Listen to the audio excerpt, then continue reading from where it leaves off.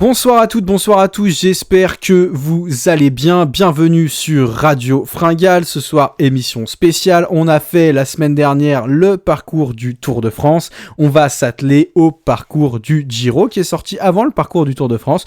Mais bon, on avait des choses à faire, on avait du pain sur la planche, comme on dit. Du coup, on va analyser seulement maintenant ce parcours du Giro qui, ma foi, est quand même assez intéressant. Alors, pour m'accompagner ce soir, Adrien. Salut Adrien, comment vas-tu ? Salut la Torne, bonsoir à tout le monde. Bah écoute, ça va bien, en pleine forme. Je suis très content qu'on parle du parcours du Giro 2023 ce soir. Et d'autant plus qu'on va réaliser le rêve d'un de nos auditeurs qui nous a quand même mis dans un commentaire que, tout à fait. que ça le ferait vraiment vibrer, qu'on puisse parler du parcours du Giro. Donc Julien, c'est pour toi cette émission, même si bon, on va pas te le cacher, on l'avait prévu quand même un petit peu avant. Voilà. On va analyser le parcours du Giro 2023. Et petite dédicace à Claude aussi qui nous avait fait la remarque du coup sur le parcours du Tour que tous les profils n'avaient pas été mis dans l'émission. Là, tous les profils d'étapes du Giro sont sortis, donc vous allez les voir apparaître au fur et à mesure des étapes, même des fois des petits focus sur les bosses, sur les cols. Donc vous aurez une illustration des propos qu'on va pouvoir tenir lors de cette émission. Adrien, la semaine dernière, on a lancé une campagne d'adhésion. Est-ce que tu peux nous en dire un peu plus ? Eh ben une campagne d'adhésion pour ouverte à tous les auditeurs et même ceux qui nous écoutent pas, c'est possible. Hein. Bien évidemment. Voilà, on a créé une association qui s'appelle Radio Fringale et donc si vous voulez nous soutenir, participer à des discussions réservées aux membres sur un Discord spécial, voire pour des personnes qui seraient motivées à nous rejoindre et proposer du contenu, et ben vous pouvez adhérer à cette association deux formules, une formule à 5 € pour nous soutenir et adhérer, et une formule à 20 € avec un 25. T-shirt. Pardon ? 25.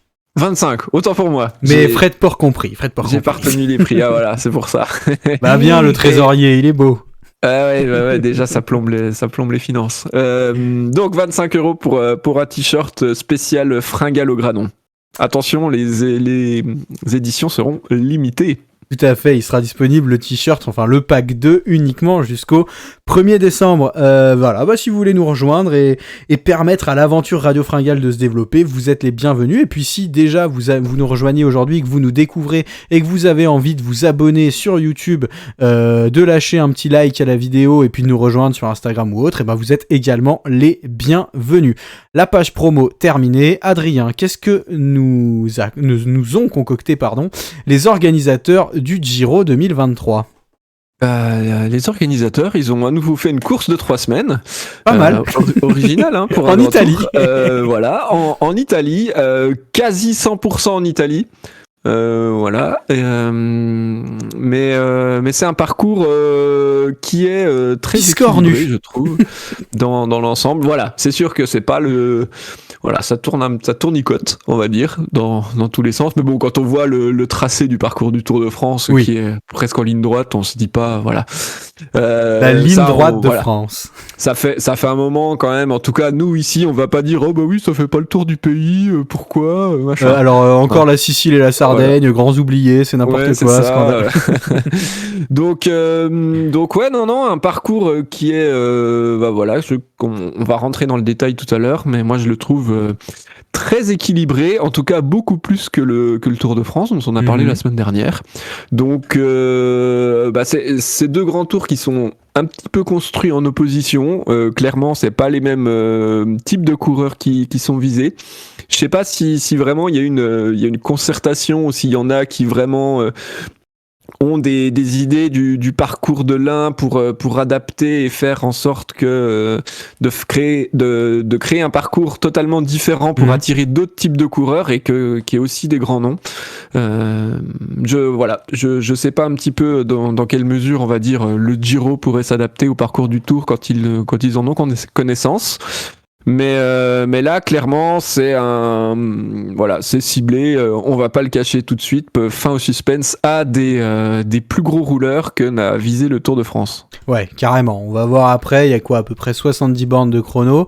Alors, si on devait donner 2 adjectifs pour ce parcours avant qu'on se lance dans le détail, moi, je dirais que c'est un parcours à l'ancienne et un parcours difficile sur ce Giro. Alors à l'ancienne, je m'explique. On a eu pas mal de reproches qui ont été faits sur le Tour de France en disant que c'était un parcours nouveau, un parcours Pro Cycling Manager, un parcours spécial pour le spectacle.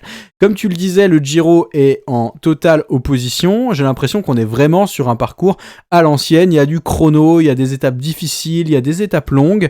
On vise vraiment les vainqueurs du Tour de type, pour moi, rouleur grimpeur, enfin coureur complet. Il faudra bien savoir rouler, bien savoir gérer le chrono pour remporter ce Giro. Et difficile, pourquoi ? Parce que comme je viens de le dire, hein, c'est un parcours qui va être long. On a 3448 km au total, une moyenne d'étape de 164 km et un dénivelé de 151,300 mètres. Ça va être du costaud, hein. Il faudra en avoir dans les cannes pour remporter ce Giro. Et puis à l'ancienne aussi, parce que tout pour moi va se jouer dans la 3e semaine. Alors on peut dire que sur le Tour de France aussi, parce que les étapes sont plus difficiles, mais là j'ai quand même peur qu'on manque un peu de spectacle. Il faudra voir quels coureurs sont présents, mais pas sûr qu'on s'éclate vraiment dans les premières semaines de ce Giro. Ouais, bah écoute, je te rejoins totalement sur cette analyse globale. Moi, ouais, c'est ça vraiment le mot complet, quoi, qui me vient à l'esprit, parce que c'est à la fois un parcours qui est complet. Il n'y a pas vraiment d'éléments manquants. Allez, ils auraient peut-être pu nous mettre un chrono par équipe pour commencer à la place d'un chrono individuel. Histoire d'être vraiment sûr. Là, pour le moment, c'est vraiment être casse-pied pour exiger ça et dire que c'est pas complet à cause de ça. Ouais, je le trouve équilibré. Aussi dans la façon dont sont agencées les étapes. On n'a pas alors même voilà, tu l'as dit, la 3e semaine est difficile, elle l'est toujours dans les grands tours, mais il y a pas je trouve pas qu'il y ait tant que ça que des étapes dures. Enfin, il faudra quand même être présent à chaque moment. Il y a des arrivées assez compliquées au début, et puis des chronos qui rythment régulièrement ce parcours. Il faudra être quand même au top de sa forme pour les leaders assez souvent. Très bien. Eh bien écoute, on attaque tout de suite dans le vif du sujet. On commence avec un chrono de 18 bornes, 400 mètres sur Costa dei Trabocchi à Fosse Chiesa Marina jusqu'à Ortona. Enfin, c'est des bons noms, hein. C'est pour se mettre dans le bain tout de suite. On voit un petit peu l'italien LV2 là. Alors un chrono. Ouais, je te laisserai prononcer les villes départ et arrivée. Hein. Moi, attends, je viens de lire la longueur de la ville départ. Je suis essoufflé. Je suis essoufflé en même temps d'avoir fait le truc. Un chrono où en gros on va avoir 15 bornes toutes plates et puis un petit coup de cul à la fin, une petite montée pour finir. Peut-être pas aussi violent que ce qu'on avait eu l'année dernière sur Budapest, mais faudra quand même en garder sous la pédale pour monter cette petite bosse à la fin. Ouais, parce que c'est, mine de rien, assez long pour un premier chrono. Chrono individuel de 18 bornes le premier jour. Je pense qu'on a quand même pas vu ça souvent, que ce soit plus de 15 bornes. Alors c'est un petit peu fini à l'époque des prologues sur les grands tours de 4, 5, 6 km. On était plus, on va dire, entre 8 et 12 sur ces dernières années. Mais là, 18, moi j'ai pas souvenir d'avoir vu un contre-la-montre aussi long au début. Alors peut-être qu'il y a des auditeurs qui pourront nous donner quelques tuyaux ou quelques infos. Mais ouais, il peut quand même y avoir pas mal d'écart dès le début, notamment avec cette bosse finale là qui fait à peu près 2 km. Alors on monte pas le Zoncolan, hein, bien sûr, mais quand même il faudra bien gérer son effort, et j'aime bien ce genre de chrono aussi pour ça, parce que le gars qui est parti beaucoup trop vite, il perd du temps dans la bosse finale, et ça va être une belle gestion de l'effort à avoir. Une belle première étape qui pourrait déjà faire quelques différences entre les favoris. Ouais, clairement, il y a des favoris qui vont perdre plus d'1 minute, à mon avis, sur un chrono comme ça. Est-ce qu'il y a un petit monsieur là, il aura pas le maillot arc-en-ciel là, il le portera peut-être pas du Tour, le maillot arc-en-ciel finalement, Adrien. On sait pas, peut-être, ça on verra. Mais en tout cas, ouais, il y a des, on l'a dit, il y a des gros rouleurs qui seront au rendez-vous. J'ai lu aujourd'hui que Geraint Thomas était quand même bien plus emballé par le parcours du Giro que le Tour. Tu m'étonnes. Ouais, j'étais là genre, ah bon, tu vas pas sur le Tour, Geraint, parce que toi. Ah ouais, je comprends pas pourquoi. quoi. C'est Bradley Wiggins qui t'a conseillé ou ça se passe comment? Donc ça va être ça va être cool, et c'est sûr qu'un pur grimpeur qui est pas à l'aise contre la montre peut vraiment perdre beaucoup de temps dès le début comme ça, et tu commences avec départ de la deuxième étape, bah t'as déjà une 30 dans la vue. Ouais, c'est clair. Et on verra après que bon, ce sera pas forcément facile de rattraper des 1:30. Il y aura d'autres chronos, il y aura d'autres moments difficiles, et clairement, si on perd déjà pas mal de temps sur ce premier chrono, voilà, faudra quand même essayer de bien limiter les dégâts, parce que c'est pas un tour où on se dit oui, bon bah c'est le seul, après on est tranquille, on aura l'occasion faudra limiter la casse d'entrée de jeu. C'est ça, ouais, tu peux pas te dire bon allez, c'est là où j'ai perdu ce que je dois perdre, et puis après on va se rattraper. Non, c'est pas si simple. Le lendemain, une étape de 204 bornes, Teramo San Salvo, une étape qui sera sans aucun doute pour les sprinters. Oui, pour les sprinters, première étape en ligne. Il n'y a pas de raison qui loupe l'occasion. Il y a quelques petites difficultés, mais c'est au début de journée. Histoire qu'il y ait une petite échappée, qu'il aille se faire les points de la montagne, mais ouais, en gros, sprint, quoi. On va pas faire du faux suspense. Le lendemain, on nous annonce une étape type accidentée. Le lundi, Vasto-Melfi. Encore une étape longue, 210 bornes. Sauf que là, à 30 km de l'arrivée, on a un premier sommet, puis un deuxième. Alors, c'est pas des cols non plus, mais c'est des bosses qui pourraient être assez difficiles pour qu'un coureur type sprinter-puncher décide de faire rouler l'âge des gros sprinters et aille s'adjuger la victoire. Alors, soit en solitaire, soit avec un petit groupe. Ouais, je pense qu'effectivement ça va être dur pour les sprinters. Surtout que le sommet est quand même à 20 bornes de l'arrivée, donc après tu descends jusqu'à Melfi, donc ça va rouler très fort. Quelqu'un qui est lâché dans la bosse aura pas le temps de revenir, donc c'est sûr que les purs sprinters, ça devrait être trop compliqué pour eux. Mais par contre, voilà, si on sait pas encore qui sera au départ, mais des profils du type Pedersen, bah là clairement il fait rouler l'équipe dans la bosse, les moins costauds ils sautent, et puis après bah on se régale au sprint. Donc ouais, ça va être une grosse bagarre. Je pense que c'est quand même pas assez dur pour qu'il y ait un coureur seul qui sorte, ou alors peut-être un petit groupe, mais il faudrait que ça s'entende bien. Ouais, moi je vois un petit peu l'arrivée en sprint, un peloton réduit. Il y a quasiment un premier palier de 7 km d'ascension, après il y a un petit replat, puis il y a une petite borne, une borne et demie là pour finir. Mine de rien, en cumulé, on va presque grimper 10 bornes. Ouais, c'est ça. Alors, en 10 bornes, on prend un peu moins de 600 mètres de dénivelé, donc c'est pas non plus... voilà, il y aura pas de difficulté. Voilà, on l'a dit, c'est pas un col, mais c'est assez dur quand même pour qu'il y ait des coureurs, des purs sprinters et des coureurs même... pas au top, on va dire des punchers sprinters puissent également être lâchés. Le lendemain, on a une étape qui part de Venosa jusqu'au Lago Laceno. Une étape encore plutôt longue, 184 bornes. Et là, on a au menu 3 ascensions répertoriées. Bon, le début est déjà assez vallonné. On va se taper 2 bons cols. Un où le sommet sera au kilomètre 68. Un deuxième où le sommet sera au kilomètre 114. Et puis pour terminer, une ascension. Alors, une ascension qui n'est pas monstrueuse, mais qui pourrait déjà quand même permettre de faire peut-être des premiers écarts, voir qui est en forme. On aura presque 10 bornes de montée à 6,2%, avec un gros passage sur le dernier tiers, on peut dire...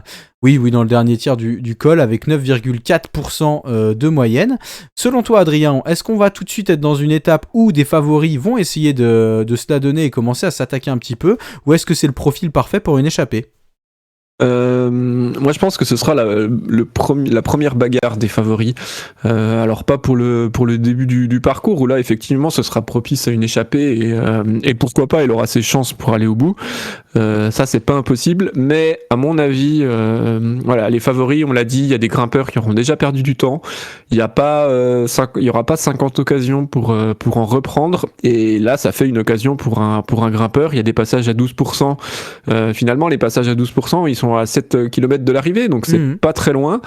Et mine de rien, cette ascension, il y a quand même, ouais, c'est ça, 3 km très exigeants. Et ouais, clairement, il y aura du temps à reprendre. Donc, moi, c'est ça quand même qui me fait espérer sur aussi le scénario de ce Giro, c'est qu'il y aura très vite des coureurs qui auront perdu du temps, donc qui auront aussi du temps à reprendre. Alors on sait que c'est pas forcément ça qui fait les meilleurs scénarios, mais pourquoi pas un grimpeur qui se sent costaud, il faudra se saisir de la moindre occasion. Après, il y a ces 4-5 kilomètres après le sommet qui peuvent de plats qui peuvent favoriser un regroupement. Le leader qui a gardé des équipiers, ils peuvent revenir. Mais ouais, en tout cas, à mon avis, il y en a qui vont essayer. Et puis, typiquement, si on a des coureurs costauds, un peu comme on a vu Jay Vine cette année sur la Vuelta, bah, c'est un peu une étape en or hein, pour une victoire. Ouais, bah, c'est sûr que je pense quand même que l'échappée aura ses chances là-dessus, parce que ça va être, je pense, assez difficile à contrôler toute la course. On voit que ça monte et ça descend non-stop. Et je pense qu'on aura une première étape sympa là. Le lendemain, étape 5. Alors l'étape 5 et l'étape 6, c'est des étapes au profil un petit peu similaire. L'étape 6 a un début plus exigeant, mais l'étape 5 est assez vallonnée en fait sur sa première partie. C'est des étapes qui font 172 et 156 km respectivement. Et à chaque fois, dans les premiers 2 tiers du parcours, ça monte, ça descend. C'est pas forcément répertorié comme de grosses côtes, mais il faut quand même se les fader. On a vu cette année énormément de spectacles avec des attaques assez tôt, notamment de Mathieu Van Der Poel qui avait les crocs. S'il est présent au départ du Giro ou si on a des coureurs de sa trempe qui n'hésitent pas à attaquer assez vite, c'est des étapes qui pourraient permettre aux échappés d'aller au bout et on pourrait finalement avoir pas mal de spectacles sur les premières parties de l'étape. Ouais, c'est clair parce que c'est vrai, que les 2 étapes, j'avais pas fait attention, mais les 2 profils sont quand même bien similaires. Bon, des fois, ça veut pas forcément dire qu'on aura les mêmes scénarios, mais à la limite sur la 5e étape, peut-être qu'il y a moins de difficultés longues où des coureurs pourraient peut-être s'accrocher. Par contre, la 2e, il y a quand même 2 belles bosses. Assez favorable à une échappée, mais on a quand même vu des pelotons revenir et rouler à bloc aussi sur des profils comme ça. Ouais, je trouve que c'est assez difficile d'imaginer un scénario là-dessus. Il faudra voir aussi quels sprinters sont dans le peloton. Est-ce qu'on en a qui ont le profil un peu à la Max Pedersen, comme on l'a vu sur la Vuelta, qui avait envie de tout rafler et qui était capable de faire rouler ses gars dans les bosses. Après, c'est aussi des étapes qui peuvent totalement correspondre à des mecs comme Fred White ou voilà des profils où même si, notamment l'étape 5, le départ est pas hyper exigeant, c'est quand même assez casse-pattes. Hein, ça monte, ça descend sur presque 114 bornes en fait, où clairement, si les équipes de sprinters veulent contrôler, il faudra qu'il y ait plusieurs gars qui soient forts et capables de gagner, puisque on l'a vu un petit peu sur la Vuelta, quand la Trek était seule à rouler, bah en fait tu fais rouler tes gars, mais au bout de 114 bornes où ça gigote dans tous les sens, t'as plus personne quoi. Puis quand t'es le meilleur, personne veut t'aider à ramener tout le monde. Ouais, c'est ça. Donc non, c'est pour ça va être, je pense que ça va être intéressant. Il peut y avoir un petit peu de suspense aussi, et ce qui est aussi compliqué, c'est que s'il y a une échappée groupée sur la fin, pour le coup le parcours est tout plat, donc là il n'y a pas la petite bosse qui permet de faire la différence entre les 5-6 gars de tête, et des fois à ce jeu là tu te regardes et tu peux vite te faire rattraper. Donc ça on l'a déjà vu, donc ouais c'est assez, du coup c'est assez bien vu je trouve comme parcours, parce que l'inverse tu te doutes un petit peu comment ça peut se passer, mais ouais là, et puis ça va peut-être aussi être des sprinters qui vont se dire est-ce que je m'accroche pas, sachant qu'après il y a il faut attendre 4-5 jours au moins pour qu'il y ait de nouvelles chances pour les sprinters, donc ça va être intéressant aussi à voir. Le lendemain, étape 7, Capua, Gran Sasso d'Italia. Là, peut-être la première grosse explication. On a 218 km, 2 premières ascensions, dont une répertoriée à partir du kilomètre 74 jusqu'au kilomètre 100. Après, on redescend de la vallée entre le kilomètre 108, enfin descente puis vallée, et le kilomètre 172. Puis derrière, une première ascension de 14 bornes, enchaînée sur une deuxième ascension de près de presque 30 km, pardon. Alors, La première ascension de 14 bornes, elle va monter tout droit sans répit. Et puis l'ascension finale, on est sur une bosse alors qui commence à 4%, puis ça redescend un peu, puis 2%, puis moins 1%, puis 4%, et finalement 8% sur les 7 derniers kilomètres. Ce qui va surtout être difficile, là, Adrien, c'est l'enchaînement des deux bosses. Ouais, c'est l'enchaînement des deux bosses, c'est parce que ça monte presque pendant 45 50 bornes quoi. Donc c'est ça qui va être très très très dur à gérer pour les coureurs et on est sur une étape de 218 km. Tu l'as dit tout à l'heure, il y a beaucoup d'étapes qui sont longues et moi ça me plaît beaucoup dans ce parcours-là. C'est qu'on n'est pas sur en mode on va faire des étapes de 130 bornes, 140 bornes parce que comme ça il y aura du spectacle et ce qui finalement est pas forcément beaucoup plus le cas, j'ai l'impression. Et là pour le coup quand t'es cycliste pro tu tapes des enchaînements d'étapes de montagne de 200 km. Je trouve qu'on l'a moins vu ces dernières années et là j'ai l'impression que le Giro essaie un petit peu d'y revenir et ça je trouve ça cool parce qu'il faut pas oublier que le cyclisme c'est un sport d'endurance et que là il va en falloir un paquet d'endurance parce que cette étape elle va être longue. Et la fin vraiment je pense après que dans le scénario la fin est tellement difficile qu'il y aura pas beaucoup d'attaques entre les favoris avant les 5-6 derniers kilomètres, ce qui est assez logique, mais voilà, après il y a des pourcentages à 2 chiffres à un moment. Ça va être forcément une baston et à mon avis il y a des coureurs qui vont perdre beaucoup de temps ce jour-là. C'est une étape extrêmement propice aux défaillances parce que comme on le disait du kilomètre 172 à fond, tu le sens le temps pourri, elle est là la première fringale du Giro, elle est là.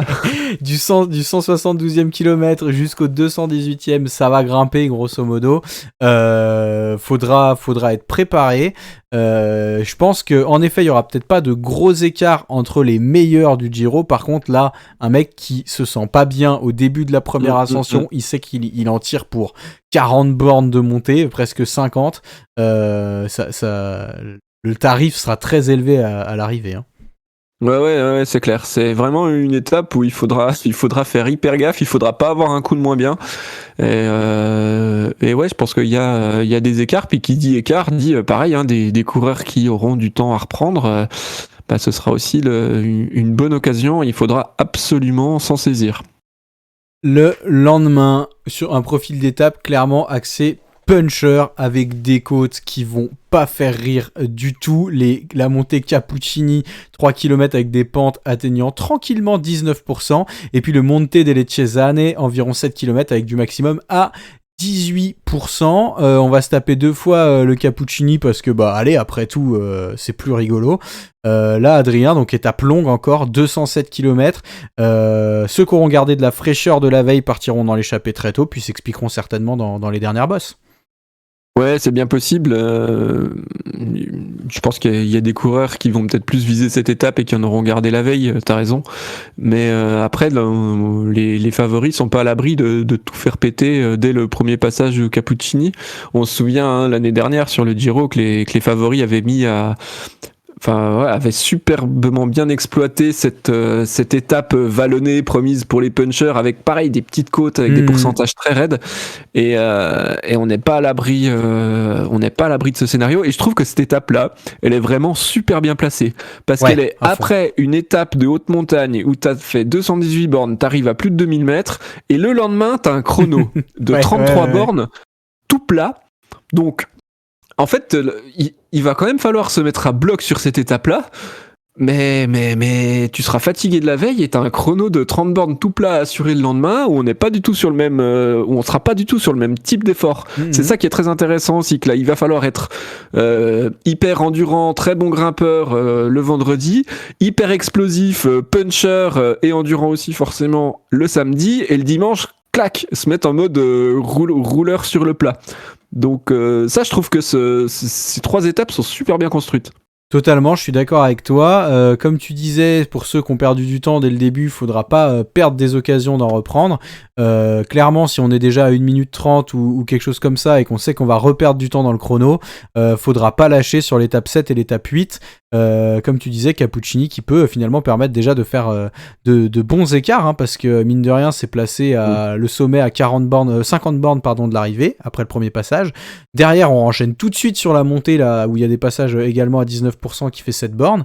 Moi, c'est une étape où je me dis, tu vois, si un Roglic est présent, il a perdu un peu de temps avant, c'est bien une étape où les mecs qui sont un peu cadets là comme ça et qui auront envie de prendre toutes les opportunités sont capables d'attaquer, et même éventuellement, hein, on parle de reprendre du temps à un mec qui serait devant, mais un mec comme Remco qui est un peu en avance déjà, c'est clairement le genre d'étape où il se dit, attends, si je peux aller regratter 40 secondes là, en mettant une grosse pépite dans le Monte delle Cesane, bah j'y vais, je me fais plaisir. Ouais, puis c'est des étapes qui peuvent être piégeuses aussi. Des coureurs un petit peu inexpérimentés ou qui n'auront pas forcément une grosse équipe. Tu peux très vite te faire avoir sur des profils comme ça. Tu sais que t'as la grosse bosse et c'est là où ça va se jouer, donc faut que j'arrive placé à tel endroit absolument. Là, il y aura plein d'endroits où ce sera un petit peu comme ça dans le profil. Et là-dessus, l'expérience, elle peut jouer. Donc, on va dire un leader peut-être un peu inexpérimenté, qui a pas une grosse formation autour de lui, pourra être facilement en difficulté. Et là, pour le coup, si c'est à 30, 40 bornes où tu chopes pas le bon groupe et qu'il y a 4 leaders devant, tu peux perdre beaucoup de temps. Tu vois, on parlait de Geraint Thomas, alors pour le coup, il a pas le profil inexpérimenté et tout, mais c'est bien une étape où il pourrait prendre bonbon, tu vois, je pense. Ouais, c'est possible. Ouais. Tu sais, où tu traînouilles un peu à l'arrière, enfin, t'as pas forcément le punch pour passer. C'est pas des profils où il est à l'aise en plus. Ouais, c'est ça, où ça va être ultra punchy, des fois très agressif. Bah c'est clairement une étape où on pourrait perdre pas mal. Comme tu disais, par contre, le lendemain, là, on sort la grosse plaque, on se pose les fesses sur la selle. On sort le 58 ans. On tire. Et c'est quoi ça? C'est un vinyle ou c'est un plateau que t'as mis, mec? Parce que je fais pas la différence, moi. Ça va tirer fort.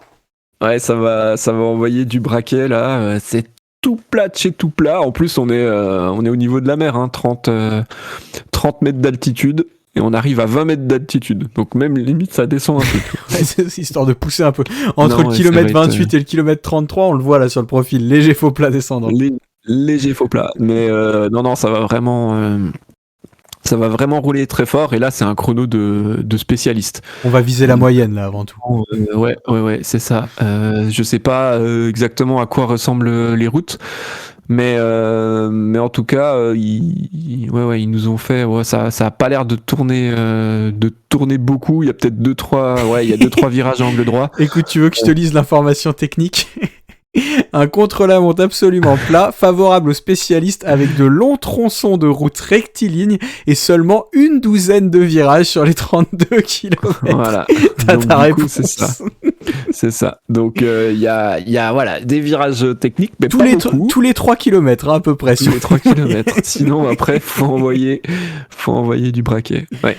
Ça va être, si t'as un enchaînement de 2 virages, dis-toi que t'es tranquille pour 6 bornes après. Hein. C'est ça. Donc truc de spécialiste, ouais. Le lendemain, ce sera l'occasion de se reposer pour la première fois de ce tour après une première semaine, mine de rien, qui, si les coureurs ont décidé de faire la course, notamment sur les étapes un peu dites de transition ou pas forcément qu'on attend, il y aura besoin de se reposer. Parce que, mine de rien, là, toutes les étapes, quand on regarde 207, 218, 184, 210, 204, on va souvent passer les 200 km, on aura une première semaine exigeante. Ouais, c'est ça, on passe 5 fois. Il y a 5 étapes qui auront fait sur les 9, dont 2 chronos, qui auront fait plus de 200 km. Donc, ça c'est vraiment. Non, 4 étapes, pardon. J'en ai rajouté une comme ça. Pour le plaisir. C'est bon. Et à mon avis, il y a des coureurs qui vont être contents de l'avoir arrivé cette journée de repos parce que ça va. Forcément, ça va rouler fort. Avec tes équipiers de Mats Pedersen, t'es content d'aller à la journée de repos. Hein. Parce que clairement, ou d'un mec un peu casse profil. Tous les jours, tous les matins au briefing.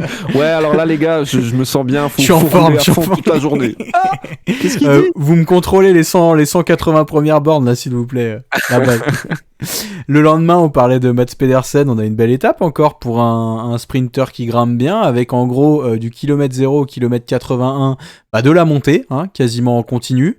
Après, ça redescend vachement, et puis sur la dernière partie, donc les 90 derniers kilomètres, ça va être du tout plat. Si des mecs veulent sortir et aller jouer la victoire dans l'échappée, il faudra tout donner sur la première partie de la course. Ouais, là je pense que ça va être c'est un bon scénario pour l'échappée, surtout au lendemain d'une journée de repos. À mon avis, ça va partir toute balle. Comme tu l'as dit, on monte quand même à 1500 mètres d'altitude, en partant du niveau de la mer quasi. Donc ça va monter pendant un moment. On monte haut, je pense que ça va être quand même un peu trop compliqué pour les sprinters. Même les profils Mats Pedersen, là on est quand même presque dans la haute montagne. Donc si ça roule très fort au départ, à mon avis, ça va être dur de s'accrocher. Et je pense vraiment que l'échappée peut prendre énormément d'avance sur le début d'étape. Et ça peut au Passo delle Radici. Ouais. C'est ça? Je sais pas si j'ai bien... Alors, est-ce que Radici veut dire Radi? Telle est la question. N'hésitez pas à nous dire dans les commentaires. On demandera à nos spécialistes le passage du Radi italiens qui nous écoutent. Totalement. Et mais oui, en tout cas, je pense que là, voilà, à mon avis, l'échappée, ça peut peut-être même, à mon avis, ça va encore même bastonner dans cette première partie, parce qu'après tu descends pendant 35 bornes, et si t'es 20 au départ s'il y a un groupe de 20 au départ de l'étape, c'est peut-être plus intéressant de s'isoler à 5-6, les 5-6 meilleurs pour ensuite se jouer la gagne. Mais il reste 100 bornes derrière, donc ouais, faudra rouler. Faudra rouler fort quand même. Totalement. Le lendemain, pour le coup, là, les sprinters, à mon avis, à Tortona, ils vont se disputer la victoire, parce que même s'il y a quelques petites difficultés répertoriées, il y a quand même rien de trop méchant, et le sommet de la dernière bosse est à 40 km de l'arrivée, presque 50, enfin 45. Clairement, il devrait aller au bout. Oui, enfin on a envie de dire, parce que finalement ils ont quand même eu une étape qui leur est donnée, 2 où on se dit il va quand même falloir qu'ils aillent chercher le sprint massif. Donc là on est sur c'est ça, maximum la 4e arrivée pour les sprinters, et au pire on va dire la 2e. Donc ouais, là clairement à nouveau une longue étape. 218 km, mais ouais, les sprinters vont, à mon avis, tout faire, s'il en reste encore beaucoup, surtout, pour arriver au sprint. C'est assez intéressant, je trouve, ces étapes. On l'a vu aussi un peu sur le parcours du Tour, où il n'y a pas vraiment beaucoup d'étapes données à 100% aux sprinters. J'ai l'impression que les organisateurs de Grand Tour, ils se sont dit, vous voulez faire des formations qui cadenassent tout jusqu'à la fin, là, il n'y a que 2 pauvres gars qui partent en échappée, et on va vous rendre la course le plus dur possible. Alors c'est triste pour les purs sprinters, mais en même temps, ça fait plus de spectacle. Ouais, ça fait plus du spectacle. On sait que les organisateurs, ils recherchent quand même beaucoup ça. On le voit avec le profil du Tour. Le Giro nous a aussi habitués ces dernières années. Il y a même un petit peu plus longtemps de ça, à la recherche du spectacle non-stop, coûte que coûte. Ils avaient quand même parlé de chrono en descente un jour. Voilà, pour vous dire un peu pour situer le délire. Donc ouais, c'est sûr que c'est aussi, t'as raison, je pense, pour leur dire, mine de rien, vous êtes sprinter, mais il faut aussi savoir grimper, et puis un minimum, et surtout pas avoir je pense que ce qui gêne le plus les organisateurs, c'est que tout le monde au départ d'une étape se dise forcément le scénario ça va être ça, et que forcément le scénario c'est ça. Je pense que ça c'est limite un échec pour eux, tu vois. Oui, puis pour nous spectateurs ça veut pas aussi. Dire que, moi je pense qu'il en faut des étapes toutes plates aussi, et des étapes pour sprinter, arriver au sprint, ou je pense que c'est un parcours équilibré, et il faut des étapes comme ça aussi. Mais quand t'es organisateur, tu te dis allez, je l'équilibre, mais bon, quand même, si jamais on peut le déséquilibrer un petit peu. Ça mettra du fun dans le parcours. Le lendemain, étape 12, étape dite accidentée. On partira de Bra, on arrivera à Rivoli, 179 km. Une étape plate jusqu'au kilomètre 37, ou là, même 140, où là, on va se faire une bonne montée, mine de rien, quand même, de 11 bornes. Une étape qui ressemble quand même vachement à une étape pour échapper. Les 11 bornes à 30 km de l'arrivée vont peut-être être un peu trop difficiles pour les sprinters, même ceux qui passent bien les bosses. Et on devrait voir des routiers sprinters, des baroudeurs aller se disputer la victoire à Rivoli. Je sais pas ce que t'en penses. Ouais, je suis assez d'accord. Baroudeur, grimpeur, puncher. Ouais, en tout cas, l'échappée a toutes ses chances sur ce profil. Et je pense que c'est pas assez dur. La bosse est trop loin de l'arrivée pour voir une bataille entre les favoris. Ouais, clairement. D'autant plus que le lendemain morceaux qui arrivent sur les jours d'après. Oui, donc... juste le lendemain déjà. Ouais, c'est ça. Faudrait être prêt. Donc toi, tu vois également une échappée pour toi. Ouais, c'est ça. Pour moi, une échappée avec une belle baston entre les gars de devant dans le dernier col. Ok, le lendemain, do you know le col du Grand Saint-Bernard? Alors c'est un haut, truc, hein. c'est un truc. Tu pars comme ça là.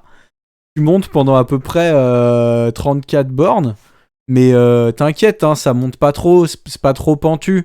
Non, t'as juste une partie un peu violente, puis après une autre partie un petit peu violente, et puis c'est 5%, puis 6%, puis à la fin, sur la dernière partie, tu sais, c'est pas long, la dernière partie, ça fait que 10 bornes. À 7,6%. Et puis quand t'es en haut, c'est bien parce que si t'as l'habitude d'être en déficit d'oxygène, t'inquiète pas que là, tu vas te régaler, tu seras seulement à 2400 mètres d'altitude. Et oui, exact, la Cima copie de ce Tour d'Italie.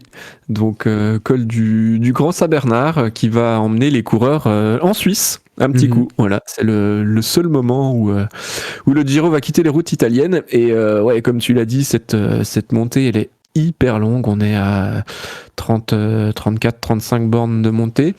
Il n'y a jamais de pourcentage extraordinairement difficile, mais on est sur un vrai col alpestre avec une longue ascension. Et aussi une longue descente par la suite. Alors le sommet du Grand Saint-Bernard est à plus de 100 bornes de l'arrivée, donc c'est pas là où on va voir les premières explications entre les favoris. Mais non, comme dirait Raph, ça va attendrir la viande. Ça va attendrir la viande, c'est exactement ça. Et comme tu l'as dit, un coureur qui est peut-être un petit peu en difficulté au-dessus de 2000 mètres ou qu'on a vu un petit peu, un peu moins frais, déjà il va bien s'entamer pour suivre, alors que des coureurs hyper à l'aise en altitude vont être encore assez frais au sommet. D'autant plus qu'après, on a un col qui est aussi difficile. Oui, c'est rien de méchant non plus. Hein. J'ai nommé la croix du cœur. La croix de cœur. Ça fait un peu... c'est comme si tu avais une carte dans un jeu de cartes. Exactement. Après le roi de cœur, la croix de cœur. Mais elle fait mal, la croix de cœur, je crois. Hein. Là, elle fait plus mal que le roi de cœur, en tout cas. Ouais, parce que c'est quand même 15 bornes à 9%, quasiment 9%. Et les 4 derniers kilomètres à 10% de moyenne, avec un passage à 13% juste avant le sommet. Tu feras attention, juste avant de basculer, il y a 13%, mais c'est vraiment juste pour le... Ça. Et on est une fois de plus, on repasse au-dessus de 2000 mètres, 2174 mètres. Donc là, l'enchaînement va être hyper exigeant. Et puis c'est pas tout, parce que quand même, c'est une étape de 208 bornes, autant arriver au sommet quand même. Hein, ouais, c'est ça, autant arriver au sommet. Donc après, on monte à Crans-Montà. Voilà. Et alors c'est peut-être l'ascension la moins dure sur le papier de la journée, mais je pense que c'est celle qui fera le plus mal aux jambes, parce qu'il y aura les 2 gros morceaux qui auront été mangés avant. Et alors la vallée est assez longue pour y accéder. Donc c'est assez dur de savoir si stratégiquement il y aura des grosses offensives dans les 20 bornes, morceaux avant. Après, un favori qui a du retard, il peut envoyer des éclaireurs en échappée, essayer de faire en sorte qu'il les rattrape dans la croix de cœur un peu au sommet. Et là, s'il y a un leader qui a un peu d'avance, qui a 1 ou 2 équipiers pour rouler, là ça peut être cool. Donc ça va être exigeant. Par contre, juste un truc sur cette étape, c'est un vendredi, quoi. Ouais. Et ils pensent pas qu'au mois de mai on bosse le vendredi, quoi. Non mais t'inquiète, le samedi c'est hyper spectaculaire. Ouais, non mais parce que déjà la première arrivée au sommet, la Grande Sasso d'Italia, la première semaine, c'est un vendredi qui nous mettent la belle étape de montagne. Attends, c'est peut-être le vendredi du pont de l'Ascension ou un truc comme ça, sois pas si dur. Ouais. Et du coup, là, les 3 grosses étapes de montagne, c'est des vendredis. Voilà. Donc c'est bon, pourquoi pas. Hein. Non, puis on blague, mais le lendemain, en vrai, on risque de se faire chier. Hein, donc on va vraiment avoir les boules. Ah oui, non, mais voilà, c'est ça.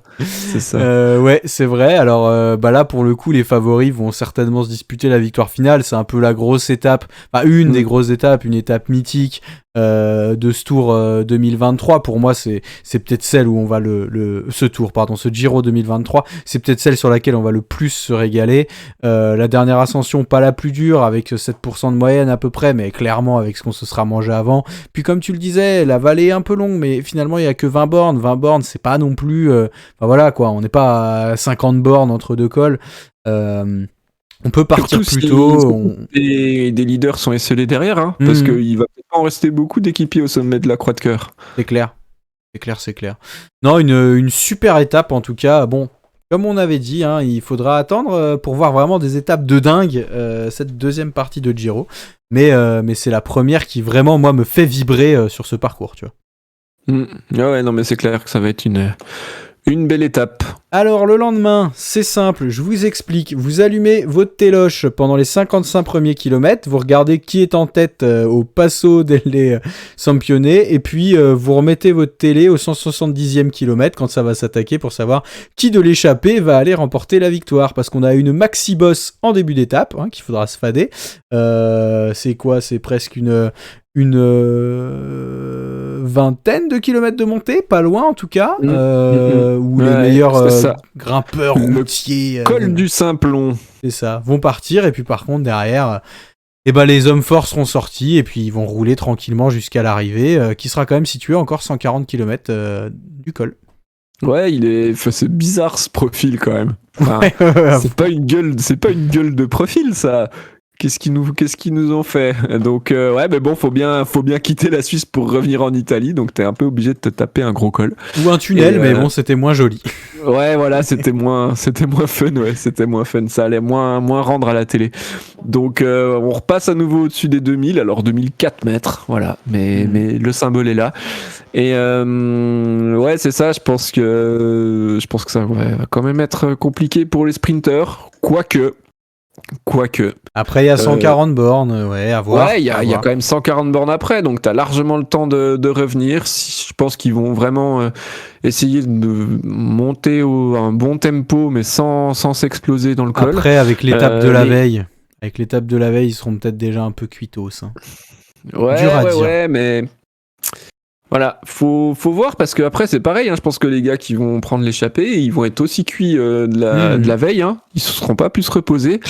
Et si déjà t'as 35 bornes de plat, où c'est la grosse baston pour prendre l'échappée, où tu fais la différence que dans le col au début, mine de rien, tu vas être déjà bien entamé dans le col. Ouais, c'est assez. Ce sera assez intéressant de voir l'attitude des équipes de sprinters.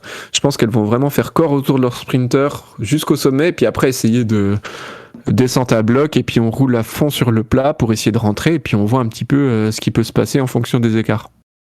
Tout à fait. Le lendemain, une étape de 191 km entre Seregno et Bergamo. Tranquillou, 3 ascensions répertoriées. Ça m'étonnerait que les favoris se battent dans cette étape-là, même si, certains pourraient vouloir reprendre du temps. Le dernier sommet est à 30 km de l'arrivée. À mon avis, là, pour le coup, on a notre vraie étape échappée / baroudeur. Ouais, là, je pense, les ascensions sont quand même... pas hyper difficile, même si la dernière, il y a quelques forts pourcentages.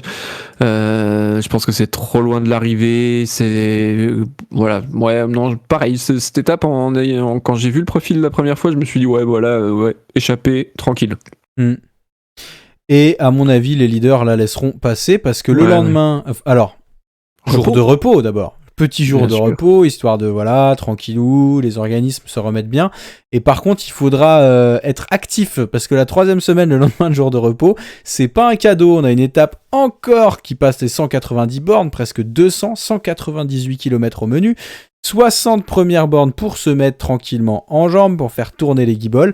Derrière, une première ascension, into une deuxième toute petite ascension, on pourrait dire une grosse ascension, grosso modo, d'une 20aine de kilomètres. On redescend À peine arrivé en bas, on remonte, on se retape 10 bornes d'ascension. Après, ça redescend un peu vallonné, ça remonte tout de suite derrière, encore une quinzaine de kilomètres, ça redescend. Et puis, pour terminer, on va se taper la Monte Bondone, pardon.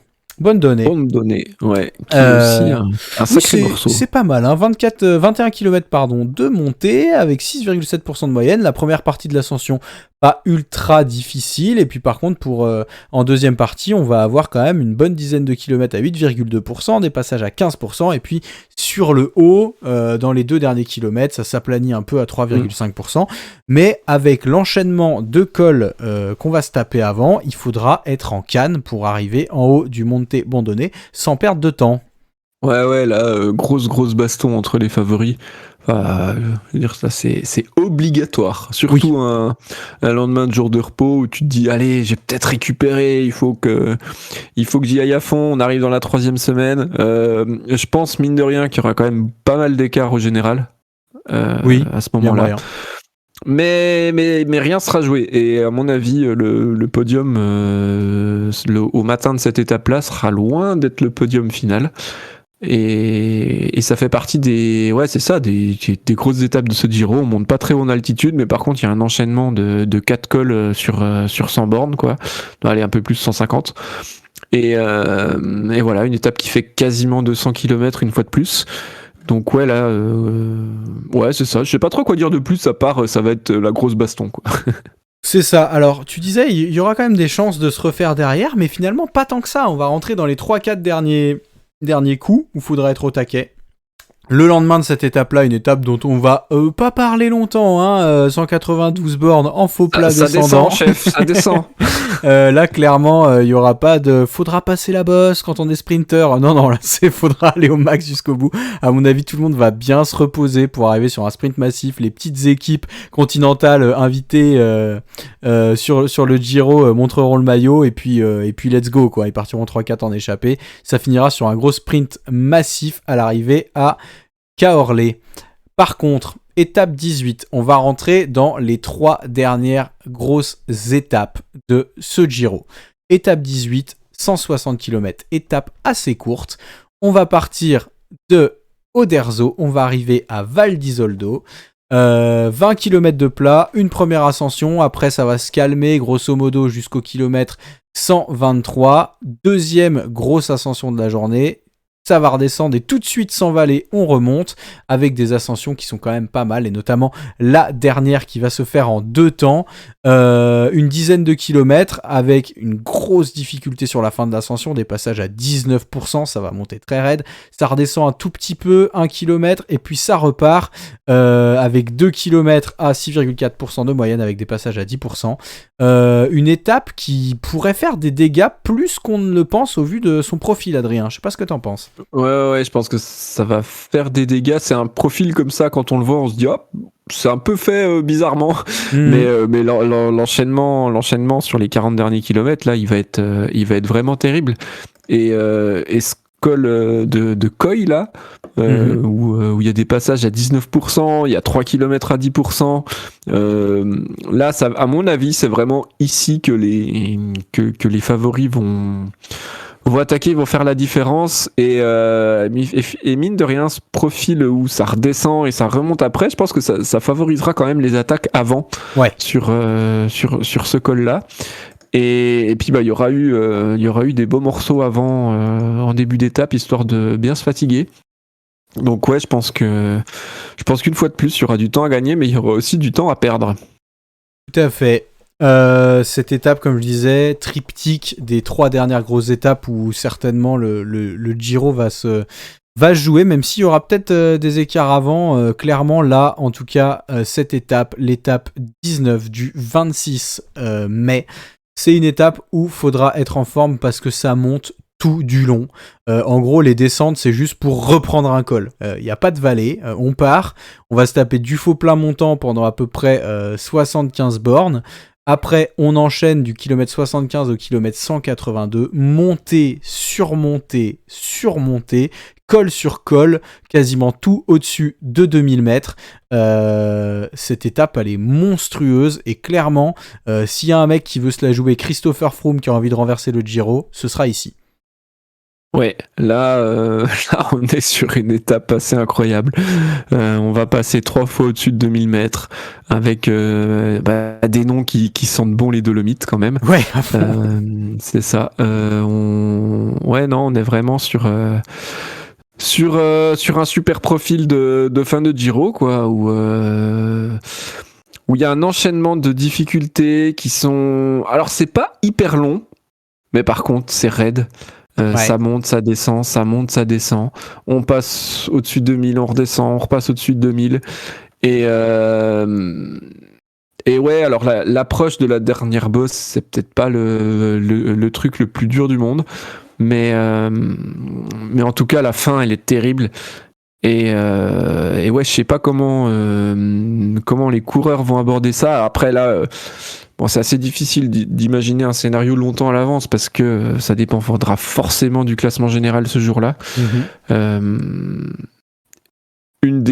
tout cas, ça sera la dernière chance pour les purs grimpeurs de l'emporter, de faire quelque chose. Aussi, pour une échappée, on sait qu'en fin de grand tour, c'est souvent des belles occasions. Il faudra quand même être hyper costaud, surtout s'il y a baston derrière. Donc pour moi là on est sur la grosse étape forcément de montagne. La dernière ascension, comme tu le disais, la fin, il y a 4 km avec des passages à 18%, c'est du rouge de chez rouge.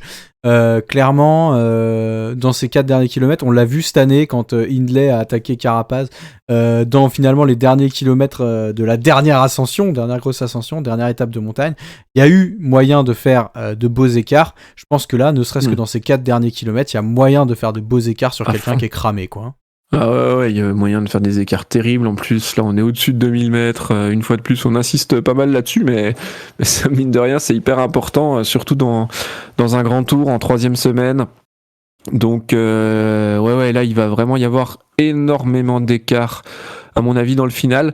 Après, des fois, le final est tellement difficile que c'est pas forcément pour ça que ça va beaucoup s'attaquer avant. Mais si c'est monté sur un gros tempo, ça va épuiser les organismes et c'est là justement où il peut y avoir, même en pas longtemps, comme tu l'as dit, l'exemple d'Hindley, c'est le meilleur, quoi. Il est avec Carapaz l'année dernière. En 3 bornes, tu peux perdre 2 minutes facile. Tout à fait. Cette étape magnifique, mais qui précède une étape. Qu'est-ce qui s'est passé dans la tête des organisateurs du Giro, Adrien ? C'est quoi cette dernière bosse là ? Je suis archi fan de cette étape. C'est quoi Je suis archi fan. En fait, tu sais, ils ont vu le chrono de la planche des belles filles en 2020. Ouais, c'est ça. Et ils ont dit attends, tu sais, voilà, t'as vu ton petit profil là, avec ta petite grappette, là, nous on a mieux, nous on a mieux. Les 2 passages à 22%, le truc qui fait 7,3 bornes à 12% de moyenne. Dans la dernière rampe, il y a 22%. Mais qu'est-ce que vous avez fait, quoi ? On se pose pas la question s'ils vont changer le vélo de chrono au pied de la bosse là. Oh putain. Parce que le gars qui garde son vélo de chrono pour monter les. Ah bah il va tomber. À 15%, il va tirer la roue avant, elle va. C'est mort. Ouais, j'ai gardé la lenticulaire parce que je voulais pas trop perdre de temps. Je me disais que l'aéro c'était cool. Quoi, elle est lourde ? Non, t'inquiète, elle est pas lourde. Puis c'est pas, y a pas besoin d'être léger dans les montées comme ça. Hein. Faut appuyer, c'est tout. Hein, tu connais. Mais ouais, mais c'est ouf cette étape, et autant le Giro nous avait habitués, alors il y a un petit moment qu'on n'en avait plus vu, mais au chrono en côte, mais où le départ il est au pied de la bosse, quoi. Et ils auraient très bien pu faire la même chose là, mais non, ils nous ont rajouté 11 bornes de plat juste avant. Et puis ouais, cette dernière ascension, enfin, en 7 km, on prend quasiment 1000 mètres de dénivelé, rien que de le dire, ouais, non, c'est... Franchement, je pense que incroyable. Tu sais, t'es équipier, t'es là, t'es au calme, ton directeur sportif, il dit bon, je te mets sur le Giro cette année. Tu fais ah putain, mais pourquoi Je peux abandonner à la 19e étape. T'es là, mais pourquoi? Mais qu'est-ce que tu fais, mec? C'est pas mais possible. Surtout qu'il y a des délais sur un contre-la-montre, donc là t'es obligé de, enfin si t'es pas bon grimpeur, t'es obligé de le faire à bloc, parce que tu sais que derrière les costauds, ils vont pas s'amuser hein, dans les pentes à 20%. Laisse tomber. Ouais non, franchement, elle va vraiment faire flipper, en faire flipper certains, pardon. Caleb Ewan qui va être là en disant bon, j'ai envie de finir un grand tour cette année. Bon, en fait non, laissez tomber. Pas celui-là, pas celui-là et pas celui-là. Ouais, vous avez prévu quoi pour la Vuelta? Parce que le début de saison, ça va être un peu chiant pour moi. Hein. Je sais pas si. Ouais, non, ce chrono exceptionnel, 18 bornes, la dernière montée, mais à faire des cauchemars, quoi. Je pense que, en fait, ce qui est terrible, j'espère qu'on va avoir des coureurs et un niveau plutôt homogène, parce que ce serait tellement triste que tu vois ce soit bouclé au bout de 15 jours de course et que ce dernier triptyque qui est quand même excellent là, du jeudi au samedi, il y a tout ce qu'il faut pour qu'on se régale, il y a tout ce qu'il faut pour le spectacle. Tu vois, ce serait vraiment mon rêve qu'on ait un scénario un peu à la Vuelta comme cette année et que genre Roglic qui peut revenir sur Remco, ou qu'on ait voilà 2 ou 3 coureurs qui se tiennent comme ça et que qu'il n'y ait pas d'abandon ni rien et que tu vois vraiment on soit en haleine jusqu'au bout, parce que ce parcours et ces 3 dernières étapes donnent...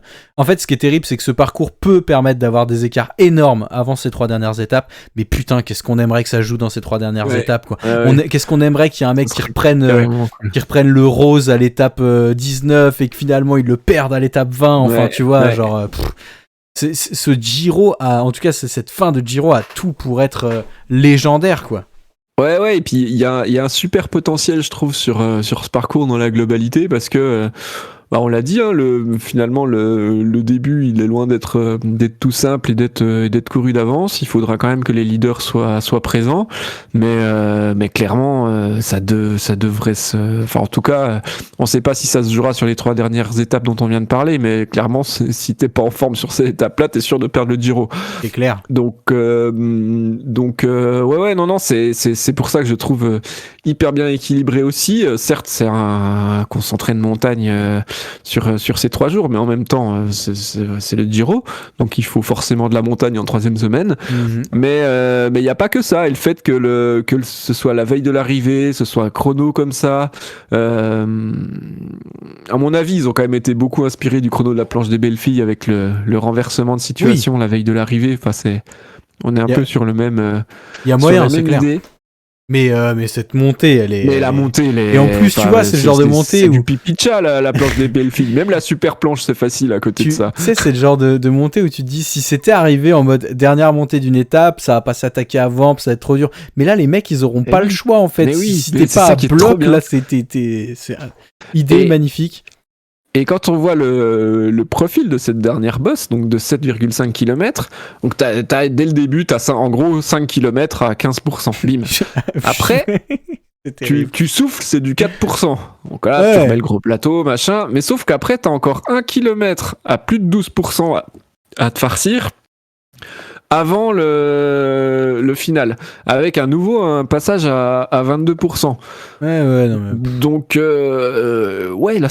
non, mais c'est terrible, rien que de voir ça. Je suis content de pas être cycliste professionnel à ce moment-là. Je suis content de pas faire le Giro cette année. Non, mais alors, par contre, messieurs, dames, si jamais on a le podium qui se tient en 1 minute avant ce chrono, ça pète le fringue à live pour le chrono, hein, parce qu'en plus, à commenter, ça c'est parfait. Y a pas de on est en retard en avance, machin. Et putain. Carrément. Voir un mec rattraper un autre mec dans cette bosse, enfin, il y a tellement de ça pourrait être exceptionnel. Et parce que surtout sur des pourcentages comme ça, l'écart en termes de ils vont se voir, distance, elle est pas grande, donc les coureurs ils vont se voir si y en a un qui en rattrape un autre. Donc ça peut ça peut faire des scénarios de malade. Le lendemain, tu parlais d'un Giro qui s'inspire du Tour de France pour le chrono. Bah là, ils sont bien inspirés du Tour de France pour nous faire une dernière étape bien chiante. Roma, 115 bornes. À mon avis, ça va se jouer sur un baroudeur. Non, pas du tout. Ça va jouer au sprint massif. Et les sprinters seront bien contents, pour ceux qui auront réussi à survivre à l'étape de la veille, d'aller gagner à Roma. C'est ça, ouais. Mais moi, au Giro, je leur en veux pas parce que ils font pas ça à chaque fois non plus. C'est vrai. Là, c'est la parade dans Rome, mais habituellement, on a le chrono final où ils essaient de garder un peu de suspense. On sait qu'ils changent aussi régulièrement de ville d'arrivée. Bah voilà, là, c'est à Rome, et Rome, c'est la parade. On fait coucou au pape et tout ça, donc ouais, là c'est sûr que c'est pas l'enjeu sportif qui rentrera en compte. Je crois que la dernière fois où le Giro avait fait ça à Rome, le parcours avait été jugé trop dangereux par les coureurs, le circuit, et du coup ils avaient neutralisé les temps au général, et puis en gros il y a juste les sprinteurs qui avaient fait la course à la fin, puis les autres avaient fini en roue libre. Incroyable. J'espère quand même qu'on n'aura pas ça à chaque fois, sinon... Ouais, mais ils les font passer par le Colisée aussi, bien évidemment, les marches, c'est pas facile. C'est pas un parcours de cyclocross, les gars, calmez-vous. Hein. Ouais, c'est ça. Allez hop, on porte le vélo. C'est ça. 3 par 3 dans les marches. Hein. Un petit cyclocross pour finir un grand tour. Ça pourrait être fun. Parlait de départ arrêté au Vélodrome de Saint-Quentin, petite arrivée pour le Tour de France, petite arrivée cyclocross à Rome, moi je prends. Hein. Ouais, cyclocross à Rome, course au point à Saint-Quentin. C'est ça. Parfait. Des planches dans l'arène, la base, nickel. Mais comment ça, ils sautent pas les planches, Remco? Qu'est-ce qui se passe là? Ah bah allez, éliminé. Bref, en tout cas, alors... un Giro qui devrait sacrer un coureur complet. Quand on voit le parcours, on a du mal à imaginer, on parle de Remco depuis le début, qui sera pas présent pour essayer d'aller gagner son deuxième grand tour, après sa victoire sur la Vuelta de cette année. Et puis voilà, il y a des coureurs comme Roglic, à voir ce qu'il veut faire de sa saison, mais on a vu que Vingegaard, totalement, Vingegaard à mon avis va aller défendre son titre sur le Tour de France. Geraint Thomas a dit qu'il serait là. Bon, Geraint Thomas, clairement, on a vu qu'il était un peu derrière sur le Tour cette année. Je le vois pas aller challenger un Remco. Par contre, oui, mais bon, on sait jamais. Hein. Il nous a surpris quand même. Cette année, c'est peut-être pas le même niveau que Remco, mais lui, en tout cas, il perdra peut-être pas énormément de temps sur les chronos. Et tu vois, ma fringale de cette année, si jamais l'année prochaine, il nous prouve de belles choses, c'est un beau parcours pour du Almeida aussi. Ah, t'y crois encore? Bah ouais, j'ai envie d'y croire encore un peu. Je me dis que c'est un beau parcours pour lui, il y a du chrono. C'est bien pour du Remco, c'est bien pour du Roglic. Les étapes sont peut-être un peu longues pour Almeida. Possible, ouais, possible. Mais bon. Alors, enfin voilà, en tout cas on verra, mais c'est un parcours qui laisse, bah voilà, ça se trouve on va encore avoir le sac d'un coureur que personne n'aura vu, hein, la typicale Giro comme d'habitude, mais ça sera peut-être un petit peu plus difficile parce qu'il faudra quand même être bon rouleur. Faudra battre Remco. Et ça sera oui, il y a quand même de grandes chances que Remco soit au départ, donc il faudra. Après, il y a clairement des étapes, les étapes de haute montagne avec les enchaînements de passages à plus de 2000. Pour Remco, on sait que c'est quand même le talon d'Achille. Ouais, clairement. Donc c'est pas du tout cuit non plus, hein. Il y a quand même Non, mais quand je dis ça, c'est que des gros trucs. Je pense pas que on puisse réellement avoir une grosse surprise sur ce parcours-là. Je pense que ce sera quand même. Enfin, voilà, Jay Hindley cette année, bon, il a battu des mecs qui étaient costauds, mais je veux dire là, enfin, ça se trouve, je me trompe, hein, et on pourra faire une petite séquence de ce que je dis là quand on aura un mec que personne n'avait vu venir s'imposer sur ce parcours du Giro. Mais ouais, je pense qu'il y a matière en tout cas pour qu'on se régale pendant 3 semaines. Il y a peu d'étapes finalement où il va pas y avoir quelque chose qui va jouer au départ parce que c'est un petit peu montagneux, un petit peu accidenté. Moi j'ai hâte. On a dit qu'on avait hâte pour le parcours du Tour de France, mais déjà l'an dernier j'avais bien kiffé le parcours qui avait été concocté par le Giro, et là je me dis qu'on va vraiment pas s'ennuyer dans la saison qui arrive. Ouais, moi je suis bien emballé par ce parcours de manière générale pour tout ce qu'on a dit depuis 1 heure là. Et ouais, non, c'est fou comme ça. Tu sais, quand t'as pas trop mis le nez dedans, tu te dis, ouais, le Giro, c'est loin, mois de mai. Puis là, t'as trop envie que ça commence. C'est clair. C'est là, bon, nickel, la semaine prochaine, on se retrouve pour le premier Fringa Live du début du Giro. Bon, allez, tu mets pensez qui à vous abonner, ton top 3, ton podium, ça. Là. L'étape où tout va jouer, hein, C'est clair. Bon, bah, Adri, je crois qu'on a été complet sur ce parcours. Bah ouais, exact. On a essayé de faire de mettre le plus de détails possible, étape par étape, et c'est toujours cool à faire, de prendre le temps aussi de parler de chaque étape, rentrer un petit peu plus dans le détail. Donc voilà, et à bientôt. Avant le Giro quand même, hein, on devrait se revoir avant. Tout à fait. Mesdames, messieurs, en tout cas, merci de nous avoir écoutés pour cette preview parcours du Giro d'Italia qui aura lieu du 6 au 28 mai 2023. Si vous nous découvrez, n'hésitez pas à vous abonner à Radio Fringale sur YouTube, à nous rejoindre sur Instagram. Et puis, si vous voulez nous aider un peu plus, puis rejoindre l'association que nous venons de créer, les adhésions à Hello Asso peuvent se faire directement sur Internet. Les liens sont dans la description de la vidéo. En attendant, prenez soin de vous. La route est longue jusqu'au Giro, alors pensez à vous alimenter, messieurs, dames, car la fringale guette. Salut Adrien, salut mesdames, messieurs. Ciao! Ciao, ciao! Salut tout le monde!